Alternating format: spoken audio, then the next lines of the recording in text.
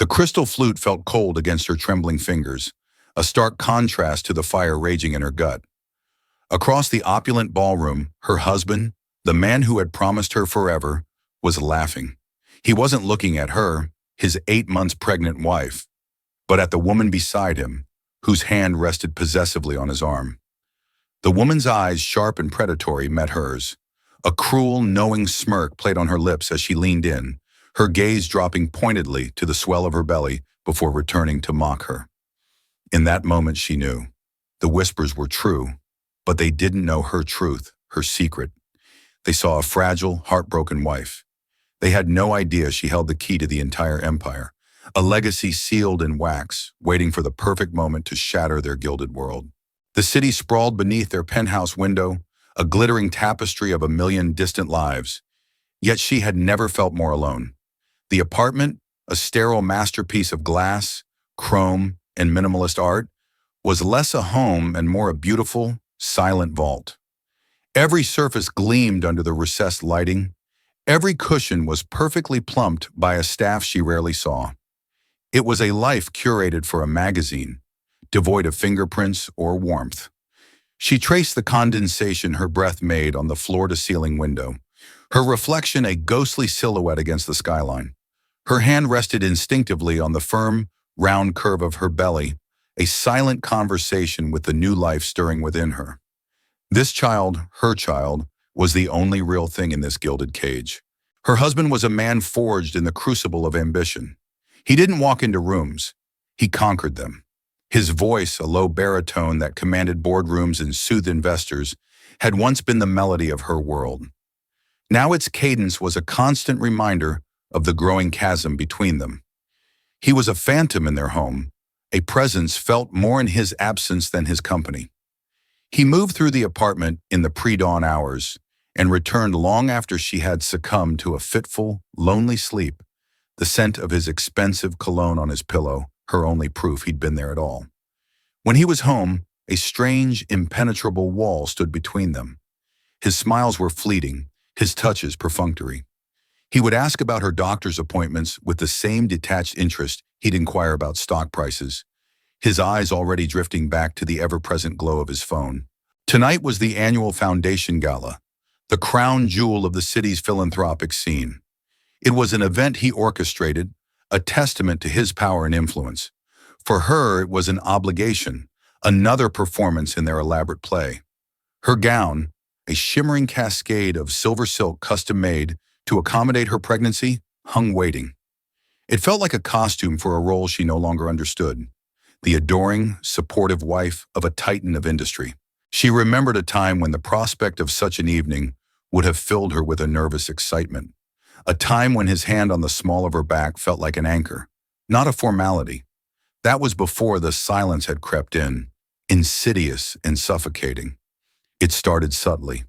A late night at the office became 2, then 3. Business trips were extended without explanation. The easy laughter that had once filled their spaces faded into a polite, strained quiet. She tried to breach the silence, to ask the questions that clawed at her throat in the dead of night. "Are you happy? Are we okay?" But his answers were always the same deflections, blaming stress, a difficult merger, the pressures of the empire he was building. He made her feel as though her concerns were an inconvenience, a distraction from the far more important world he inhabited. A sharp, painful memory surfaced, unbidden. It was from a time long before the penthouse and the galas, a time of shared dreams in a cramped apartment that was more home than this palace in the sky had ever been. It was the memory of another loss, a different kind of emptiness. Years ago, another pregnancy had ended in a quiet, sterile hospital room, a silent birth that had hollowed out a piece of her soul. The grief had been a tidal wave, and for a while they had clung to each other like shipwreck survivors. But he had recovered his footing first, throwing himself back into his work with a ferocity that bordered on obsession. His ambition became his lifeboat, while she was left adrift in a sea of sorrow. He hadn't known how to navigate her grief, so he had simply sailed away. This new baby, this precious, kicking life, was a miracle she hadn't dared to hope for. It was her second chance, not just at motherhood, but at feeling something real again. Yet the joy was tinged with a persistent, gnawing fear. The past had taught her how fragile happiness could be, how quickly it could be snatched away. The trauma had left an invisible scar, a constant hum of anxiety beneath the surface. Sometimes she would wake in a cold sweat, her heart pounding, the ghost of that earlier pain wrapping its icy fingers around her. She needed him to be her anchor now, to see the fear in her eyes and promise her that this time would be different. But he didn't see her. He looked right through her. She pushed herself away from the window and walked towards the bedroom. The silver dress mocked her from its hanger. She thought of the woman she'd seen him with in a candid photo on a gossip blog last month. The caption had called her a rising star in the company's marketing division. She was sharp, sleek, and ambitious. Everything she felt she was not. He had dismissed it, of course. A business lunch, a calculated smear by a rival. She had chosen to believe him because the alternative was too terrifying to contemplate. But the image was seared into her mind. The woman's bright, hungry smile, the way she leaned into him, a gesture a little too familiar, a little too intimate. As she stepped into the gown, the cool silk sliding over her skin, she felt a strange resolve settle over her. Tonight, she would not be a ghost in her own life. She would not be a passive spectator. She would watch him. She would watch the woman from the photograph, who would undoubtedly be there. She would search for the truth in the stolen glances, the hidden smiles, the subtle betrayals that happened in plain sight. Her child deserved more than a father who was a stranger and a mother who was a shadow. This gilded cage had been of his making, but she was the one who held a key he had long forgotten, a relic from a time when his promises were sacred and his heart was hers. She had never considered using it, but as she clasped a diamond necklace around her neck, its cold weight felt like armor. Tonight, she would not just be the CEO's wife. She would be a protector, a mother, and if necessary, a queen reclaiming her throne. The ballroom was a galaxy of manufactured stars. Diamonds glittered on wrinkled necks and slender wrists. Chandeliers dripped crystals like frozen tears, and the air hummed with the calculated buzz of power. Men in tailored tuxedos clustered together, their laughter sharp and conspiratorial, while women encased in silk and satin moved through the crowd with the predatory grace of sharks. She stood at the edge of the maelstrom, a glass of sparkling water in her hand, feeling like an anthropologist studying a foreign tribe. Her husband was in his element, a magnetic force at the center of it all.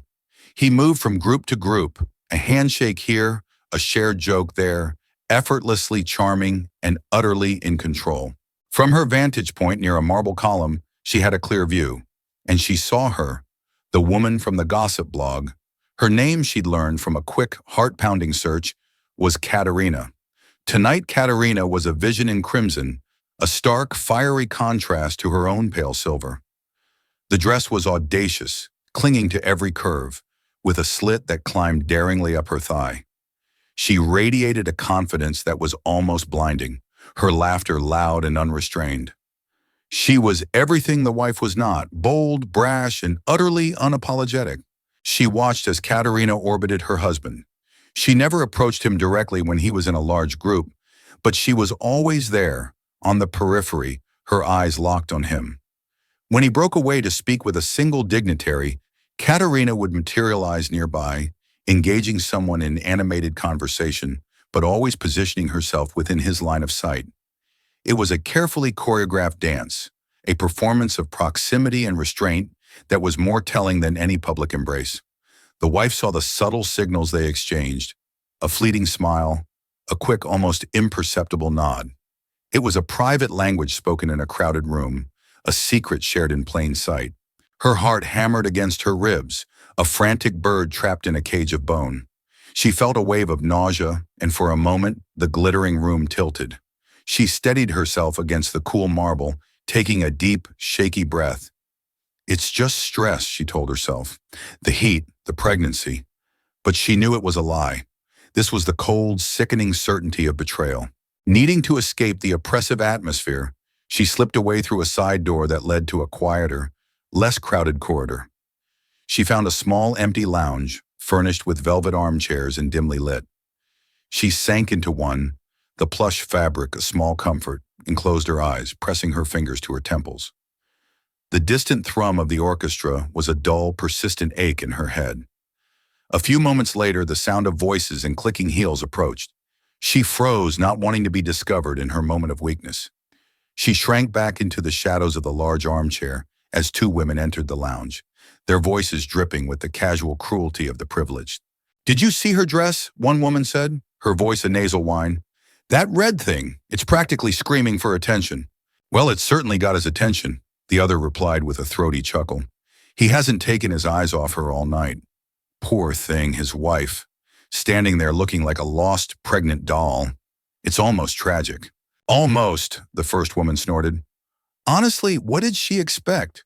Men like him, they need more than a domestic goddess. They need fire. Katerina is fire. She's smart too. Head of global marketing in 2 years. She knows what she wants, and she's not afraid to take it. I heard he's setting her up with her own boutique agency," the second woman added, her voice dropping to a conspiratorial whisper. "A special project funded by an anonymous backer. We all know who that is. He's building her a golden parachute for when the inevitable happens." The wife felt the air leave her lungs. An agency, a golden parachute. This wasn't a fleeting indiscretion. This was a plan, a future being built for another woman, while her own was being systematically dismantled. The women's laughter echoed in the small room as they moved on, leaving her alone in the wreckage of their words. The whispers had confirmed her worst fears, painting a picture far more devastating than she could have imagined. He wasn't just cheating, he was investing. He was building a new life, a new legacy with someone else. Her mind reeled, replaying the last few months with a horrifying new clarity. The late nights weren't just about work, they were about Katerina. The extended business trips weren't to Asia, they were romantic getaways disguised on an itinerary. The emotional distance, the polite detachment, it wasn't stress, it was guilt. It was the slow, deliberate process of his withdrawal from their marriage. He had already left her. His body was just catching up. A cold fury began to replace the nausea. It started as a flicker in the pit of her stomach and grew into a blazing inferno. How dare he? How dare he stand in front of all these people, playing the part of the devoted husband and philanthropist while actively planning his exit? How dare he let her stand there, her body swollen with his child, and subject her to this silent public humiliation? She thought of the seal. It was kept in a small, fireproof box in the back of her closet, hidden beneath old photo albums and keepsakes from a life that now felt like a stranger's. It had been given to her by his father on their wedding day. The old man, a titan of a bygone era who had built the company from nothing, had pulled her aside.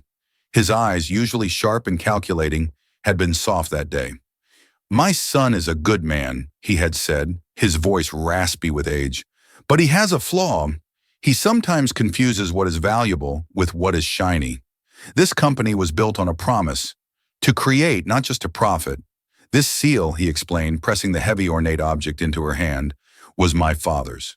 It represents the heart of the company. The board respects it. Legally, it grants the holder a deciding vote in any matter concerning the company's charter. Morally, it's a reminder of our soul. He'll give you everything, my dear, but you keep this. You are the keeper of our conscience now." At the time, she had seen it as a sentimental, slightly eccentric gesture, a piece of family history. Now she understood. The old man had seen the flaw in his son. He had seen the ambition that could curdle into ruthlessness. He hadn't given her a gift. He had given her a weapon, a key, a failsafe. She stood up, her body no longer trembling. The decision was made. The fury had forged itself into a diamond-hard resolve. She was not a doll. She was not tragic. And she was done being a ghost. She walked out of the lounge and back toward the ballroom, her posture straight, her head held high. The whispers of the two women had been cruel, but they had given her a gift, the truth, and the truth had set her free. She moved through the crowd, her eyes scanning for her husband. She found him near the orchestra, finally speaking with Katerina. There was no pretense of talking to others now. It was just the two of them, their heads close together, a picture of illicit intimacy. She watched them for a long moment, letting the image burn itself into her memory. She saw the way his eyes crinkled when he smiled at her, a smile she hadn't seen directed at herself in years. She saw the possessive way Katerina touched his lapel. They were comfortable, secure in their secret world. They had underestimated her. They had mistaken her quiet grief for weakness, her gentle nature for fragility. They were about to learn how wrong they were. She turned, not with a tear, but with a plan, and walked out of the glittering ballroom, leaving the galaxy of fake stars behind her. The gilded cage was about to be broken. The silence in the penthouse that night was different. It was no longer the hollow, empty quiet of loneliness, but the charged, heavy silence of an impending storm. The air crackled with unspoken words, with the weight of years of deception. He came home hours after she did, long after the last of the gala's champagne had been drunk and the final false smile had faded. She was waiting for him, not in their bed, but in the vast, sterile living room. She sat in a single armchair, bathed in the soft glow of one low lamp, the city lights a cold, indifferent audience behind her. He stopped in the doorway, his hand still on the knob, sensing the shift in the atmosphere. He loosened his bow tie, his movements slow and cautious, like an animal sensing a trap. "You're still up," he said. It wasn't a question, it was an accusation. "We need to talk," she replied, her voice unnervingly calm. It didn't waver, it didn't break. It was the voice of a stranger. He sighed, a sound of pure exhaustion and annoyance. "It's almost 3 in the morning. Can't this wait?" He ran a hand through his perfectly styled hair, a gesture of frustration she knew well. He was already preparing his defenses, building his walls. "No," she said, her gaze steady and unwavering. "It can't." He walked further into the room, shedding his jacket and tossing it onto another chair with careless disregard. He moved to the bar, his back to her, and poured himself a generous measure of scotch. The clinking of the crystal decanter against the glass was the only sound. "What is it?" he asked, his back still turned. "Is it about the gala? Did someone say something to upset you?" The condescension in his tone was a familiar sting. He was already framing her as emotional, irrational, pregnant. "They didn't have to," she said, her voice cutting through his pretense. "I have eyes. I saw you with her, with Katerina." He stilled, his hand frozen around his glass. He didn't turn around. In the reflection of the dark window behind the bar, she could see his face, his expression momentarily unguarded. It was a flicker of panic, quickly masked by practiced composure. He took a long swallow of his drink before slowly turning to face her. "She's my head of marketing. We were discussing the campaign launch. It was work." The lie was so bald, so insulting in its simplicity, that a bitter laugh almost escaped her. "Work," she repeated, the word tasting like poison. "Is that what you call it? The stolen glances, the secret smiles, the way she looks at you like she owns you?" She stood up, her body feeling heavy but her spirit strangely light. The truth was liberating. "I overheard some women in the lounge. They were talking about the boutique agency you're funding for her. Your special project. Your investment in her future. Your future." The color drained from his face. His corporate mask of cool control finally cracked, revealing the panicked man beneath. He stared at her, his mouth slightly agape, the gears in his brilliant mind spinning, searching for an escape route. A new lie, a plausible deniability. But he found none. Her calm certainty had disarmed him. "Who told you?" he finally managed, his voice a hoarse whisper. It was a confession in 2 words. "Does it matter?" she shot back, taking a step towards him. "You've been building a life with her behind my back, while I've been here, waiting for you, carrying your child, our child." Her voice finally broke on the last words, the pain she had held at bay for so long finally surging through. Tears welled in her eyes, hot and furious. "How long?" she demanded. "How long has this been going on?" He looked away, unable to meet her gaze. He ran his hand over his face, the picture of a man cornered. "A little over a year," he admitted, the words barely audible. A year, a whole year of lies. A year of feeling like she was going crazy, of blaming herself for the distance between them. A year of him coming home from another woman's bed and sliding into hers. The nausea returned, violent and overwhelming. She swayed, and for a second she thought she might be sick. She gripped the back of the armchair to steady herself. A year, she breathed, the word a death sentence for the life she thought they had. Was any of it real? The last year? When you held my hand at the first ultrasound? When you felt our baby kick for the first time? Was all of that a lie too? No, of course not, he said quickly, taking a step towards her, his hand outstretched. I was confused. Things at work were... It's complicated. Complicated? She flinched away from his touch as if burned. Don't you dare hide behind that word. It's not complicated, it's cowardly. You were too much of a coward to tell me the truth. You let me believe we were still a team, that we were building a future together, when you were planning your escape. The dam of her composure broke completely. The tears streamed down her face, unchecked. The hurt was a physical thing, a crushing weight on her chest. I lost a baby with you, she sobbed, the words torn from the deepest part of her soul. We lost a baby, and I thought this time, this baby would heal us, that it would bring you back to me. How could you do this to us? To me? To this child? He finally looked at her, and for the first time that night, she saw a flicker of genuine remorse in his eyes.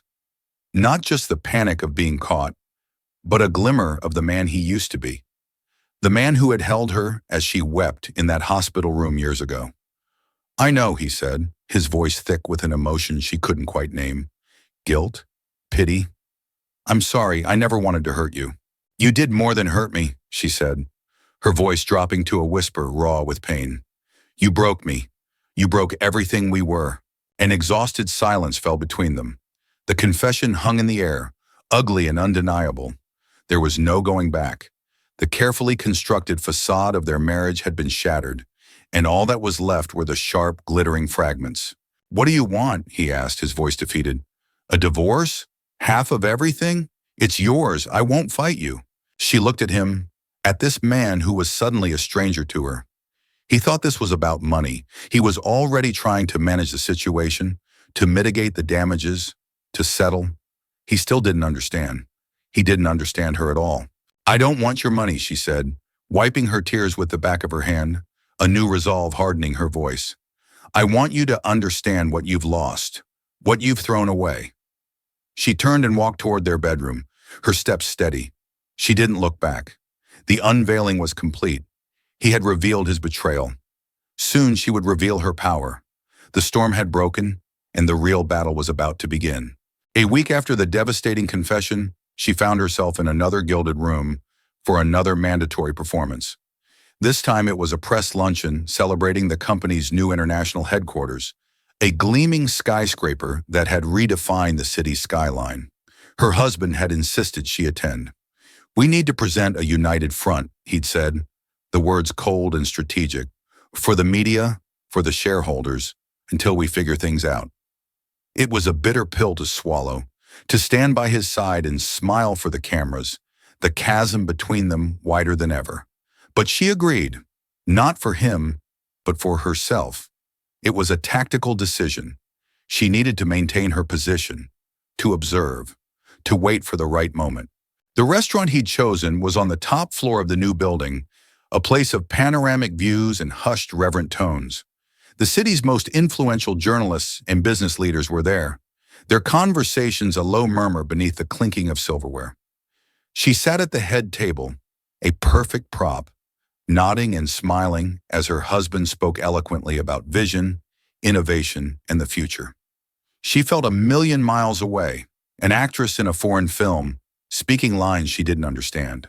And then she saw her, Katerina. She was seated at a prominent table nearby, surrounded by her marketing team.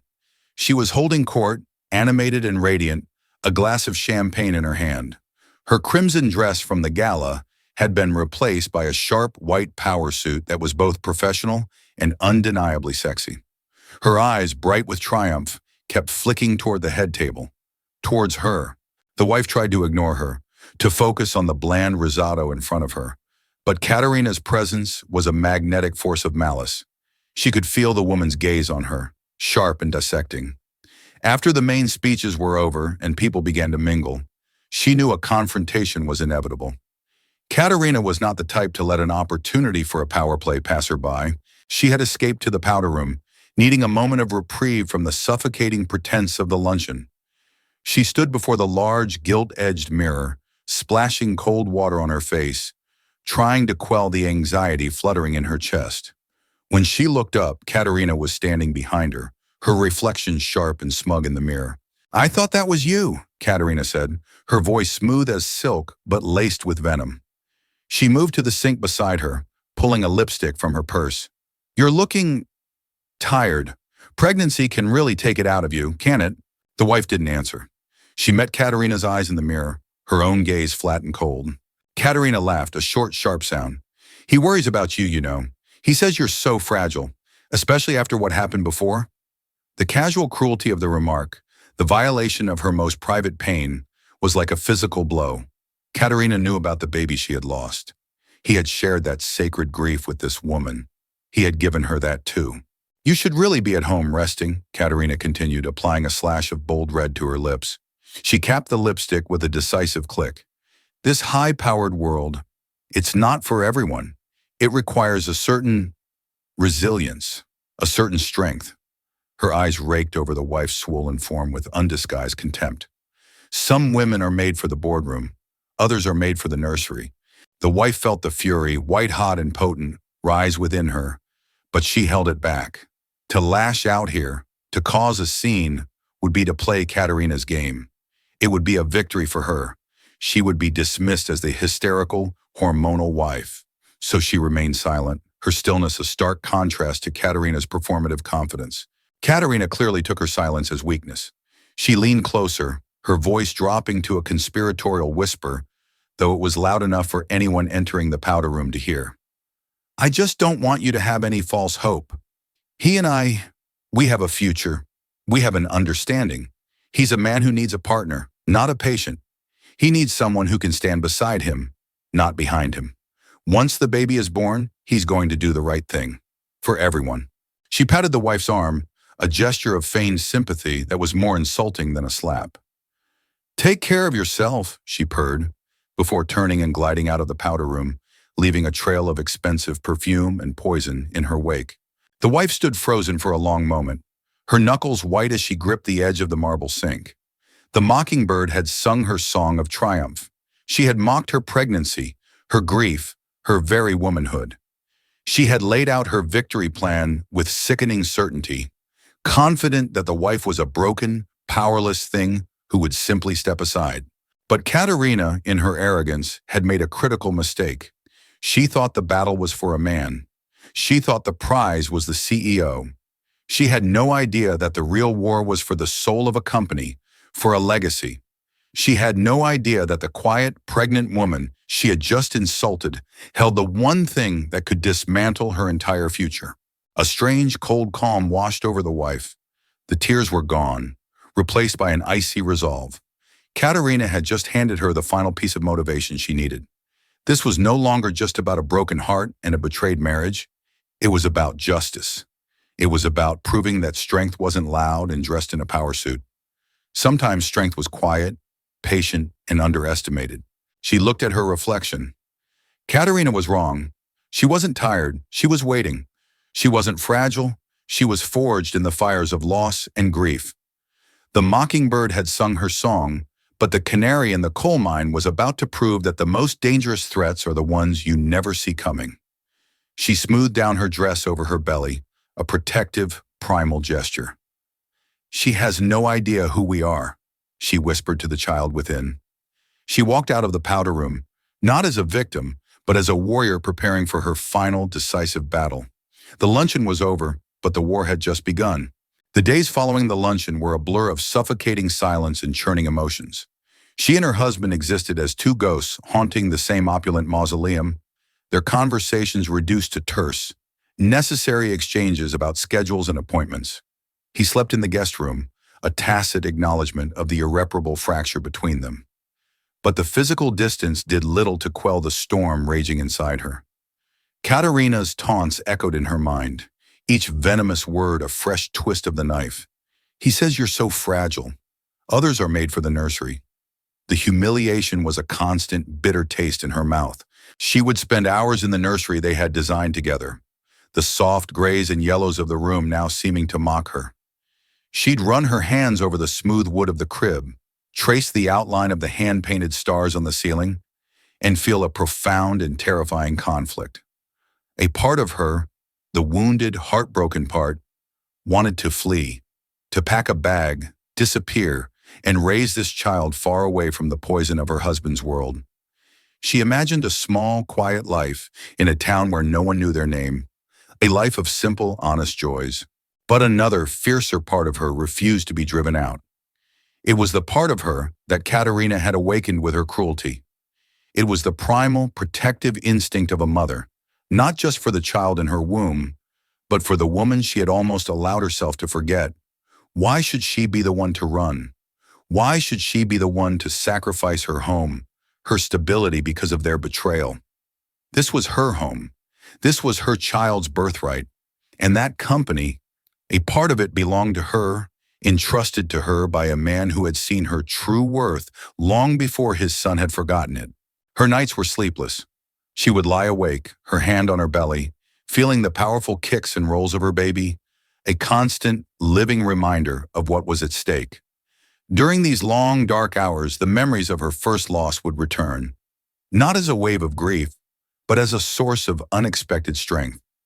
She remembered the crushing emptiness of the hospital, the clinical sympathy of the nurses, the way her husband had seemed to shrink from her pain, unable to bear its weight. She had survived that. She had navigated the darkest corners of sorrow and found her way back to the light. She had done it alone. The realization was both heartbreaking and empowering. She had never been fragile. Her grief had been a crucible, and it had forged her into something stronger than steel. Katerina, with her sharp suits and boardroom ambitions, knew nothing of real strength. She began to think about the seal, not as a weapon of revenge, but as an instrument of justice. She retrieved the fireproof box from her closet and sat on the floor, the heavy, ornate object cool in her hands. It was intricately carved, depicting an old-world craftsman hammering a piece of steel on an anvil, sparks flying from the impact. Around the edge, etched in Latin, were the words, Integritas vis creatio. Integrity, strength, creation, the founding principles of the company. The principles her husband had forgotten in his relentless pursuit of profit and power. The principles he had desecrated by promoting a woman like Katerina, who embodied the exact opposite of that ethos. The company's annual shareholder meeting was in 2 weeks. It was the most important event of the year, a theatrical performance where her husband would stand before the board and the major investors to report on his triumphs and lay out his vision for the future. It would be his coronation, a celebration of the record profits and aggressive expansion he had overseen. Katerina would be there, in the front row, a symbol of his new, ruthless vision, and she, the pregnant wife, would be expected to be in her usual place, a silent, smiling prop, endorsing his reign. The idea began to form, a daring, audacious plan. It was terrifying. It would mean stepping out of the shadows and onto the world's biggest corporate stage. It would mean facing down not just her husband and his mistress, but an entire boardroom of powerful, intimidating men. She would be exposing the dirty laundry of her marriage to the world, and there was no telling how they would react.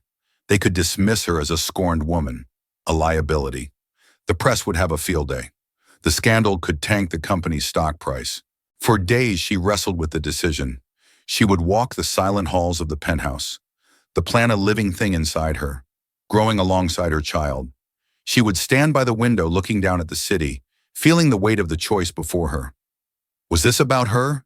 About a wife's revenge? Or was it bigger than that? She thought of his father, the old man with the kind eyes and the deep understanding of his son's character. He hadn't just given her the seal, he had given her a responsibility. You are the keeper of our conscience now. He had entrusted her with the company's soul. Her husband, in his affair with Katerina, hadn't just betrayed her, he had betrayed his own legacy. Katerina's rise in the company, she knew, was not just about their personal relationship. It represented a cultural shift. The whispers she'd heard were not just about office gossip. They were about a new toxic corporate culture, one of ruthless ambition, of cutting ethical corners for the sake of profit. a culture Katerina championed. The special project, the boutique agency, was likely a shell corporation, a way to funnel money or handle deals that the main company couldn't touch without scrutiny. The betrayal was deeper than infidelity. It was a rot at the core of the empire his father had built.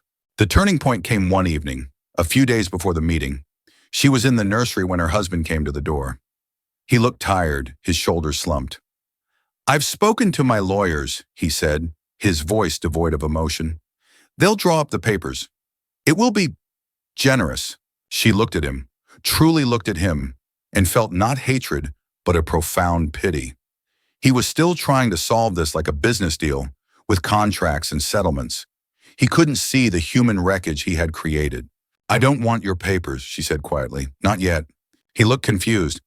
"What do you want then?" "I want to attend the shareholder meeting," she said, her voice steady. "I will sit in my usual seat. I will play my part. And after that, we can discuss the papers." A wave of relief washed over his face. He thought she was acquiescing, agreeing to his terms for a quiet, dignified exit. "Of course," he said quickly. "Thank you. That would be best for everyone." He didn't see the fire in her eyes. He didn't understand that she wasn't agreeing to an end. She was setting the stage for a new beginning. As he walked away, leaving her alone in the soft light of the nursery, her decision was cemented. The storm within her had finally calmed, leaving a clear, cold, and resolute path forward. She was not just fighting for herself anymore. She was fighting for her child's legacy, for the soul of a company, and for the promise she had made to an old man long ago. She would let them have their stage. She would let them have their moment of triumph. And then, with the weight of history in her hands, she would bring the curtain down. Before the penthouse, before the glittering galas and the crushing weight of a loveless marriage, there was a small, sun-drenched apartment filled with laughter and the smell of paint. She had been an artist, a painter whose canvases were filled with bold, vibrant colors and swirling, emotional landscapes. He had been a young, hungry executive, not yet the king of his empire, but a prince with a universe of ambition in his eyes. He'd stumbled into her gallery one rainy afternoon and had been captivated not by her art, but by the passionate, paint-smeared woman who spoke of color and light as if they were living things. Their early years were a whirlwind of dreams shared over cheap wine and takeout cartons. He spoke of building a legacy, of transforming his father's solid, respectable company into a global powerhouse. She spoke of creating art that mattered, that made people feel something real in a world that was becoming increasingly artificial. They were two halves of a whole, his pragmatism and her passion, his ambition and her soul. He had loved her creativity, her emotional depth. He'd called her his conscience, his true north. The first pregnancy had been a joyous, unexpected surprise. They were thrilled, terrified, and utterly united. They'd spent weekends painting the small second bedroom in shades of sunshine yellow, dreaming of the life they would build within those four walls. The loss, when it came, was sudden and silent. A routine checkup that ended in a quiet, sterile room, with a doctor speaking in hushed, somber tones. The world of vibrant color she had inhabited bleached into a stark, unforgiving gray. The grief affected them in profoundly different ways. For her, it was an internal collapse. The desire to paint vanished, the colors fading from her mind. Her art had always come from a place of deep emotion, and the only emotion she had left was a pain so vast and shapeless, she couldn't have begun to capture it on canvas. She retreated into herself, into the gray, silent world of her sorrow. For him, the grief was something to be conquered, to be outmaneuvered. He couldn't fix her pain, and the helplessness infuriated him. So he turned to the one thing he could control, his work. He poured all his energy, all his frustration, all his desperate need for control into the company. He worked with a relentless, punishing ferocity, as if he could outrun the grief that haunted their small apartment. He started seeing her pain not as a shared wound, but as an obstacle, a weight holding him back. Her silence, born of sorrow, became an accusation he couldn't answer. This was when he truly began to change. His father, the old patriarch, had run the company with a steady hand and a strong moral compass. He believed in quality, in loyalty to his employees, in building things that lasted. His son, driven by his new desperate ambition, saw this as old-fashioned, slow, inefficient. He began to champion a more aggressive, ruthless approach. He argued for outsourcing, for streamlining departments, which meant firing people who had been with the company for decades, for acquiring competitors not to build them up, but to strip them for parts. His father fought him, leading to titanic arguments that she could hear through the closed doors of the old man's study. It was during one of these bitter conflicts that the patriarch's health, already fragile, began to fail. Shortly before he passed away, he called her to his bedside. Her husband was not in the room. "He's losing his way," the old man had whispered, his breath shallow. "He thinks strength is about being the loudest voice in the room, about leaving a trail of broken things behind you. He's forgotten that true strength is in the foundation." He gestured to a small, ornate box on his bedside table. "My grandfather was a blacksmith. He forged the seal himself. He believed that a company, like a good piece of steel, must be shaped by guiding principles: integrity, strength, creation." He had explained the seal's power to her then. It was a relic from the company's original charter, a strange, archaic bylaw that had never been removed. In the event of a vote concerning a fundamental change to the company's charter or a challenge to the moral leadership of the CEO, the holder of the seal could invoke it. It acted as a veto, a super vote that held the weight of the founding family's entire share block. It was a check on pure corporate power, a reminder of the company's soul. "Your husband knows it exists," the old man had said, his eyes pleading with her. "But he thinks I have it, that it will be buried with me. I'm giving it to you. He loves you. Deep down, you are still his true north. He will listen to you. Be the keeper of our conscience. Don't let him turn this company into something his grandfather would be ashamed of." She had accepted the box, her hands trembling, not fully understanding the weight of the burden he was placing on her. After he died, her husband, now the undisputed CEO, had catapulted the company into a new stratosphere of profitability. And in the process, he had left her, and the values his father cherished, far behind. They moved into the penthouse. Her paintbrushes gathered dust. The vibrant, passionate artist was replaced by the quiet, subdued wife. She had buried the seal away, along with the woman she used to be. The trauma of her loss, compounded by her husband's emotional abandonment, had convinced her that woman was gone forever. But now, sitting on the floor of her closet in the cold light of the present, she realized the old man had been both right and wrong. Her husband had stopped listening to her long ago, but the old man was right about her strength. He had seen it when no one else had, not even her. He hadn't entrusted the company's soul to the CEO's wife. He had entrusted it to her, to the passionate, fierce woman who understood that some things were more valuable than money.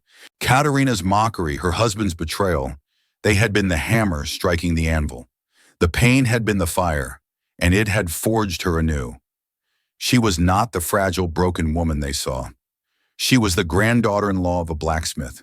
She understood foundations, and she was about to show them all that the quietest person in the room is often the one holding the most power. The echoes of the past were not haunting her anymore. They were guiding her. They were her map, her armor, and her sword. The auditorium was cavernous, cold, and packed to capacity, a cathedral of capitalism. On the stage, a massive screen displayed the company's logo above a sleek, minimalist lectern. The air was thick with the scent of money and anticipation. Rows of dark-suited men and women, the board of directors, major shareholders, and industry analysts, sat with disciplined stillness, their faces illuminated by the glow of their tablets.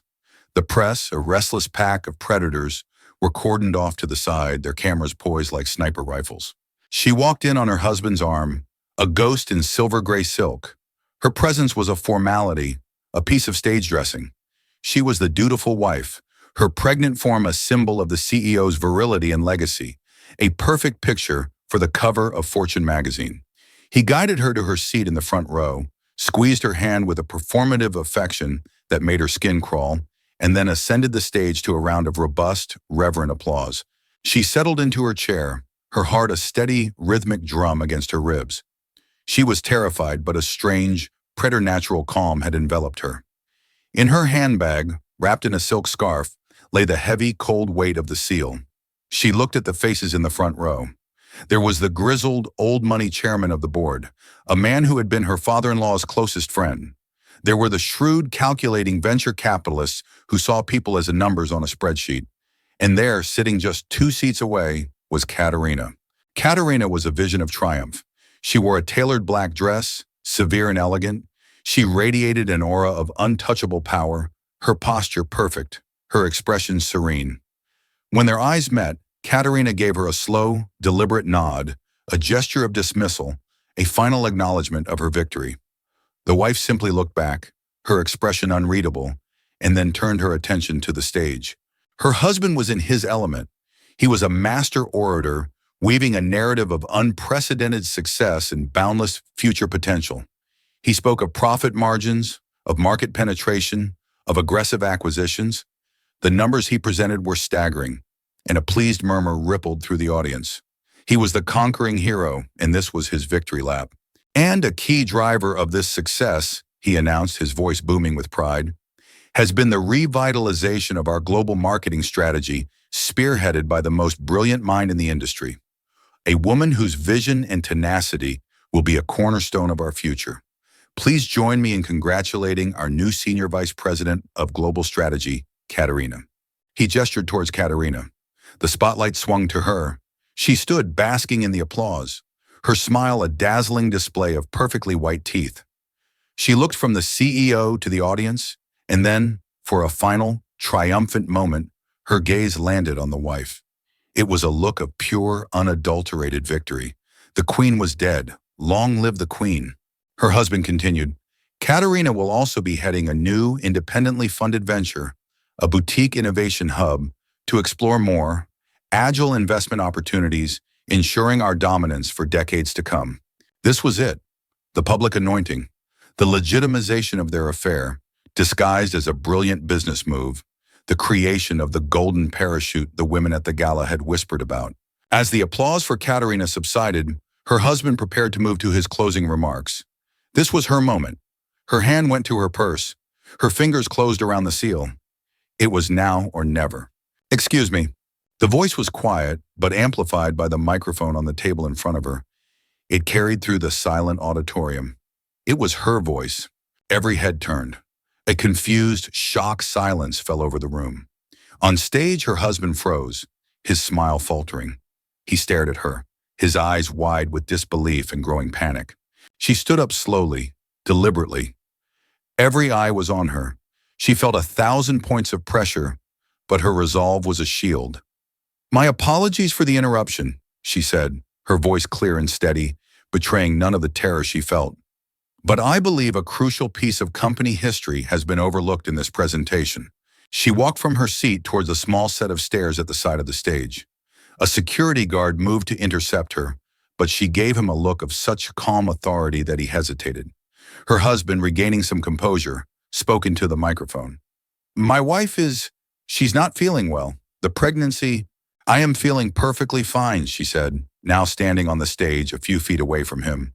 She turned to face the audience, to face the board, to face Katerina, whose smug expression had been replaced by one of utter bewilderment. My husband speaks of a new vision for this company, she began. A vision of agility and aggressive acquisition, a vision that has produced impressive profits. But I am here to ask, at what cost? She looked directly at the chairman of the board. You knew my father-in-law. You knew the principles upon which he and his father built this empire. Were they not integrity, strength, and creation? A murmur went through the older members of the board. The chairman stared at her, his expression unreadable. The new agile investment opportunities my husband mentioned, she continued, her voice gaining strength, are a shell company designed to engage in hostile takeovers of smaller family-run businesses. Businesses my father-in-law once mentored, to strip them of their assets and discard their employees. This is not creation. This is destruction. A gasp rippled through the auditorium. Her husband's face was ashen.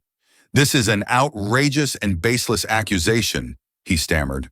Is it? She countered, turning to him. Then perhaps you can explain the wire transfers to the innovation hub from offshore accounts, timed perfectly with the bankruptcies of 3 of your company's oldest suppliers? She had done her research.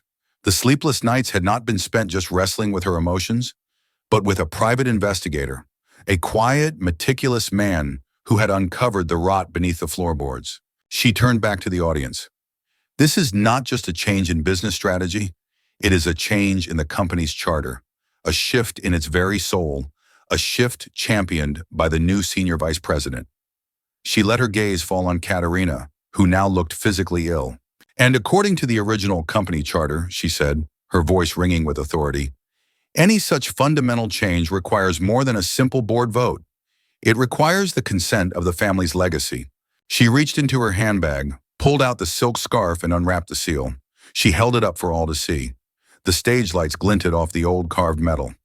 This is the founder's seal, she declared, entrusted to me by the last chairman before his death. As the holder of this seal, I represent the founding family's controlling interest, and I am invoking its power.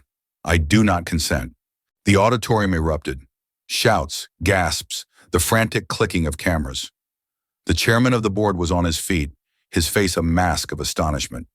Katerina looked as if she had been turned to stone. Her husband stared at the seal, then at her, his eyes filled with a dawning, horrified understanding.